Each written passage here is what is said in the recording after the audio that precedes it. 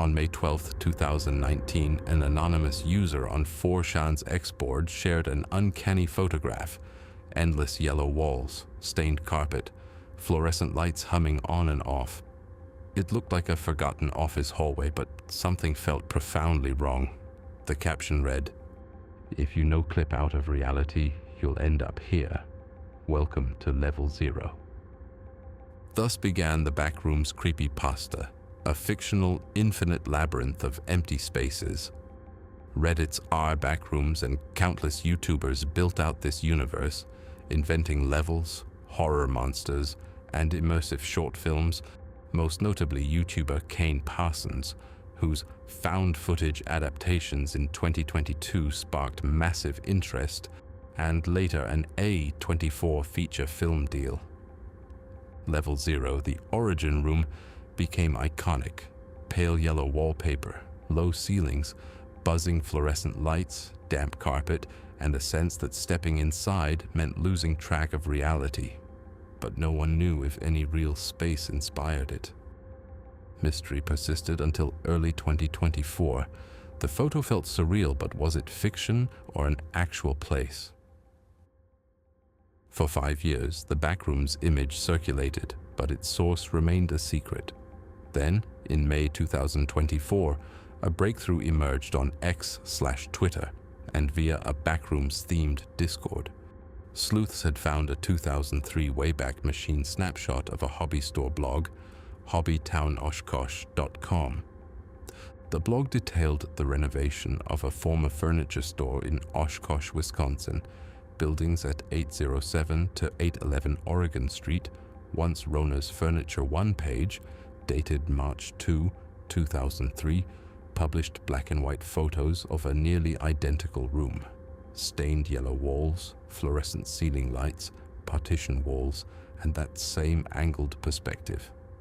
The file names matched: dsc00161.jpg, later shared on 4chan. Online communities erupted. Reddit boss threads on r/Backrooms featured maps, Wayback screenshots, even current images from the renovated Hobbytown store turned RC car track, now called Revolution Raceway. A former employee confirmed the upstairs room, now gone, was indeed the one shown in the original image. Gamers, horror fans, and local media picked up the scoop.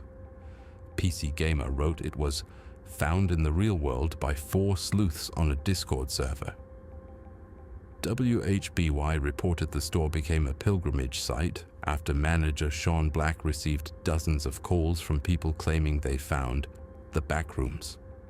Meanwhile, a Redditor shared photos of the current site: buckets catching water drips, fresh carpet rails, and a bathroom with that same hum. Even though most layout changes obscure the original space, a few hallways still carry the eerie atmosphere. By June 2024, it was confirmed. Level 0 was real. A renovated backroom in Wisconsin. Sources including Wikipedia, Pedfire, and Oshkosh Northwestern documented the discovery and archive evidence. The residents were astonished. One Reddit post noted, "Somebody's friend found the Backrooms location. My mind is blown."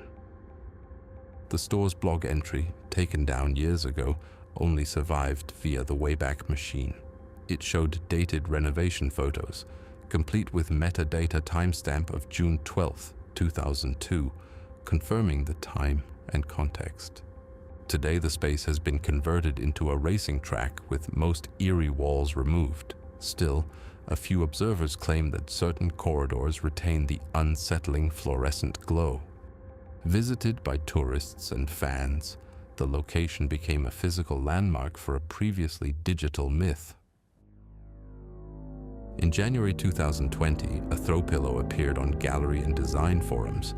Its print comprised 8 stylized, angular faces reminiscent of early 2000 adverts or indie magazine features. Redditors dubbed it Celebrity Number 6 because 7 of the faces were recognizable, while 1 remained enigmatic. The faces included Adriana Lima, Josh Holloway, Jessica Alba, Travis Fimmel, Ian Somerhalder, Orlando Bloom. But one face remained unknown. Number 6's story quickly gained traction. Commentators noted signature pop culture titans alongside an anonymous figure, sparking questions. Who was number 6? Early speculation pointed to boutique pillow makers or underground Czech design houses, but no leads materialized. Tags on pillow seams hinted at Made in Czechia, 2008 limited edition, but catalog searches yielded only partial leads. No one could find similar prints in homeware trade registers.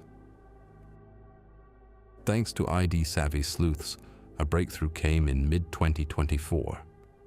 A small modeling portfolio placed the unidentified face as Leticia Sardá, a Spanish commercial model who'd worked regionally across Europe in 2007 to 2009. The portfolio photo match was haunting. Jaw, brows, eyes, and even lighting consistent. Meanwhile, facial recognition software cross-referencing European catalog images accelerated confidence. Multiple users in model porting forums agreed the face belonged to Sardá. Then came the concrete moment. In September 2024, Leticia herself posted a photo with the pillow on her Instagram, captioning it, "Yes, that's me. Found this gem from an old Czech promo shoot." In her AMA, she explained that designers in Prague used snapshots from a 2007 photo shoot styled for boutique fabric producers. The print included her alongside 7 other familiar faces, likely for marketing impact, but she was never credited by name. For over 4 years, the face had been anonymous, an archetype of unrecognized fame. Yet her reveal restored narrative coherence. No conspiracy around corporate sabotage or hidden model credits, just a late 2000s stylistic collage from a Prague niche market fabric line with celeb faces familiar enough to sell and one hidden gem finally standing in the spotlight. Between 2018 and 2019, a curious phenomenon rippled through internet thrift shopping circles. A strange cartoon creature. With its wide, unblinking eyes, spotted body, and whimsical antenna-like ears, people began calling it Geedis. The image appeared primarily on enamel pins or flimsy die-cut stickers, often showing up in random thrift shops across the US, always without packaging, brand label, or any trace of origin. Initial online sightings were scattered. A collector in Oregon posted an image to r/nostalgia. Another in Philadelphia sold a single sticker on Etsy. A thrift flip YouTuber featured a batch of the same figure, calling it the weirdest thing I've ever found. With each sighting, the mystery deepened. Collectors loved that it was obscure. No one knew who created it, or when, why, or even in what country. That scarcity turned the creature into an internet legend. Speculation included everything from lost cartoon pilots to bootleg Japanese merchandise, but no evidence supported those theories, only more riddles. By early 2019, community detective work started. A crucial breakthrough arrived when one collector, tracking down vintage sticker and scrapbooking catalogs, found a listing in a 1981 to 82 Denison Land of Tar binder. The creature, with the same characteristics, appeared alongside a handful of other fantasy creatures. The series name was confirmed, but no character name was provided. From catalog PDF scans obtained via local libraries, collectors reconstructed production info. Model 462-B, press sheet, Land of Tar, printed sometime between 1981 and 1983. It suggested small print runs aimed at specialty paper shops, not mass retail. That explained the scarcity and obscure presence decades later. On August 23, 2019, WBUR's Endless Thread podcast aired a feature tracing the history of Geedis and the Land of Tar set, interviewing Denison archivists.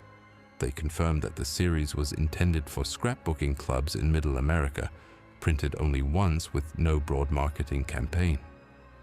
The archivists even shared old direct mail brochures showing untrimmed sticker sheets with the creature's full set, including 2 matching background designs not seen in found pins. Today, a Geedis sticker is still rare, but searchable. Enthusiasts have mounted database entries, catalog scans, and Geedis-specific Instagram accounts. All thanks to that moment when one collector recognized it in a dusty catalog drawer and a podcast talking about lost art. Among the many eerie tales linked to the internet's darkest corners, the Korean elevator game quickly became a modern urban legend that terrified many. The story claims to be a supernatural ritual from South Korea where a person can travel to another dimension by pressing elevator buttons in a specific sequence. The earliest versions of the Korean elevator game appeared online in the early 2010s, first on forums like Reddit and creepypasta sites. The story was simple. A person steps into an elevator alone, then presses the floors in a precise order. If done correctly, the elevator would stop at a hidden floor, where a mysterious woman would enter. From there, the elevator would ascend or descend to a place not of this world. The person could explore this otherworldly dimension, but had to be careful to exit at the right floor to return safely. Otherwise, they would be trapped forever. Despite the details sounding like a typical horror game or internet myth, what caused widespread attention was the supposed footage uploaded by anonymous users. These videos, usually shaky and low quality, show elevators stopping abruptly, strange sounds echoing, or flickering lights inside an elevator cabin. Some clips even captured blurred figures moving just outside the elevator doors. The videos were circulated as evidence of the elevator game's reality. However, closer examination reveals these clips are either staged or easily explainable by normal causes. Flickering lights and elevator glitches can result from electrical problems or poor maintenance. Blurred shapes often come from camera artifacts or unsuspecting people caught in the background. None of the footage conclusively proves any paranormal activity. The myth also spread because it combined genuine elements of East Asian urban legends and popular horror tropes: ghostly women in white, haunted elevators, and the idea of alternate realities. These themes resonated with a global audience, leading to countless retellings, YouTube recreations, and even warnings on social media against trying the game. Interestingly, some users tried the so-called game and posted videos or testimonials describing terrifying experiences. But these accounts often revealed more about suggestibility and fear than actual supernatural events. Over time, urban myth researchers and debunkers traced the Korean elevator game's origins to a mix of previous horror stories and internet fiction rather than any genuine Korean tradition. No historical evidence supports the claim that this game ever existed as a ritual in Korea. Instead, it was born and grew entirely online,